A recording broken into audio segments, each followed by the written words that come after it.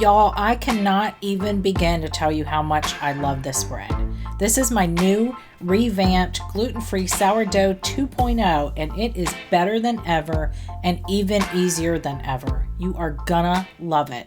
I'm starting by feeding my starter, and I'm gonna feed it with 50 grams each of brown rice flour and water, but I'll adjust as needed just depending on the thickness. You can also use any other whole grain flour. I would not recommend using my bread flour to feed the starter. It does not work right.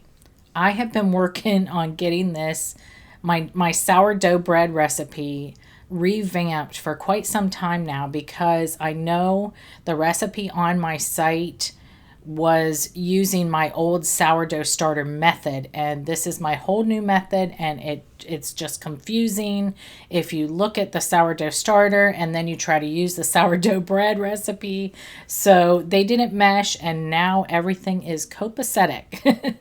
So I added that initial 50 grams each of flour and water, and it's a little bit thick, so I'm going to go ahead and add a little more. You can use it like this if you want to, but I just find just a teeny bit more water is perfect, like 10 grams give or take. So I'm just adding, well, it turned out to be 12 grams, but you know, that's close enough. And now you'll see it's like a thick pancake batter.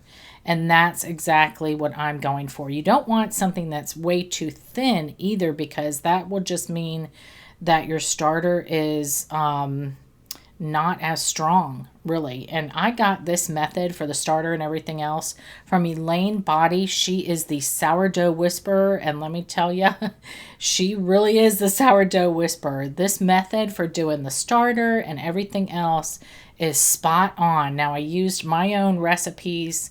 I didn't use her actual sourdough bread recipes, but her starter is like the bomb, and everything she does with the starter is perfect. So if you just follow this method, you will have success in sourdough baking. So I'm going to put the lid on tight, and I'm going to leave this on the counter to sit overnight, and I will see you back in the morning. Okay, it's the next day, and I'm ready to make the dough.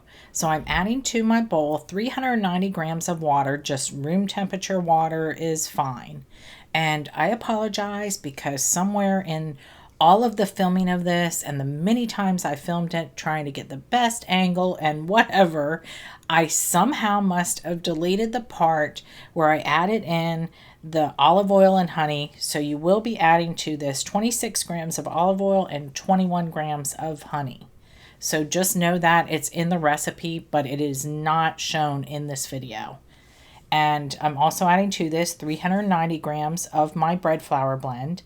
And here's my starter, and it grew to almost double overnight, which is about what you're going to look for.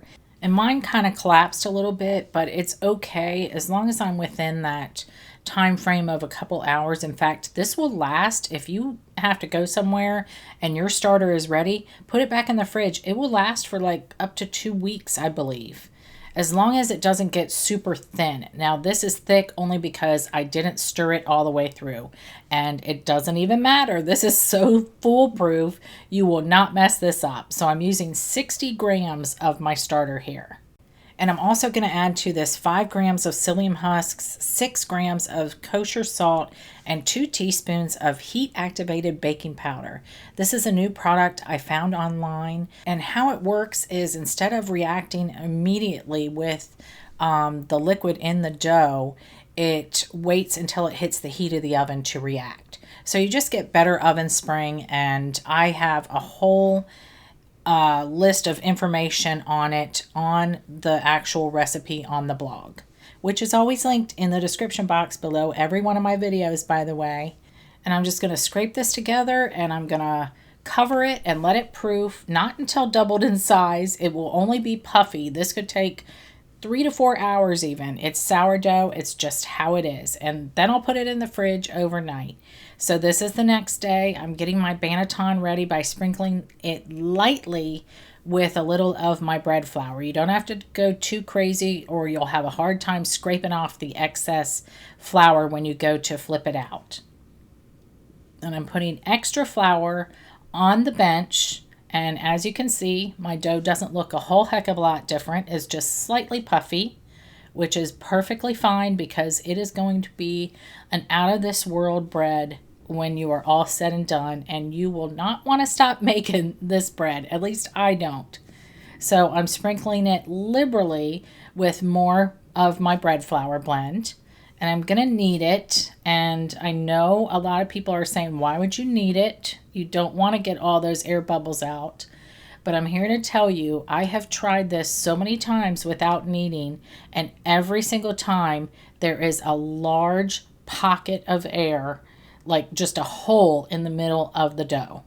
So, or in the middle of the finished baked bread, and you really don't want that. So knead it until smooth, and then shape it into your shape, whatever you're shaping, banneton, or even just a round boule. Get it into your banneton and kind of even the top a little bit, which is soon to be the bottom. And we're going to cover this and we're going to let it rise until it has about reached the top. This could take, depending on your environment, this could take anywhere from 5 to 6 hours. It is sourdough. That's just how it is. You can help it along by putting it in a warm place. But in the meantime, I have one that's already ready. So I'm going to get the top off of this, and I'm going to flip it over onto a sheet of parchment. And I have my oven preheated at 500 degrees with my Dutch oven preheating in there. It's been preheating for 30 minutes. So we flip this over and pull it off. And now I'm going to just slash it with my lame. You can do like 1 or 2 slashes. You can do whatever you want, decorative or not. You do need to slash it at some point. So here is my very hot Dutch oven. Please be careful. It is so easy to burn yourself with these things. Carefully lower it down, cover it, put it in the oven. We're going to turn it down immediately to 450 and let it bake for 40 minutes. Then we'll take the top off and let it bake for another 20 minutes with the top off. And look at this, you guys. Look at the oven spring we got on this. It's incredible. And this is it, you guys. Fully baked, fully cooled. It is absolute perfection. Like, I cannot stop making this bread, and I can't stop finding new ways to serve it. It is so incredibly plush on the inside. Like, I will be transforming, or at least attempting to transform, nearly all of my breads into sourdough, because the plushness that you get from sourdough is like no other. This sandwich, I made this bread over 2 days ago, and it is still as soft as can be. No toasting required. Absolutely delicious. I hope you make it, and I hope you love it. Enjoy.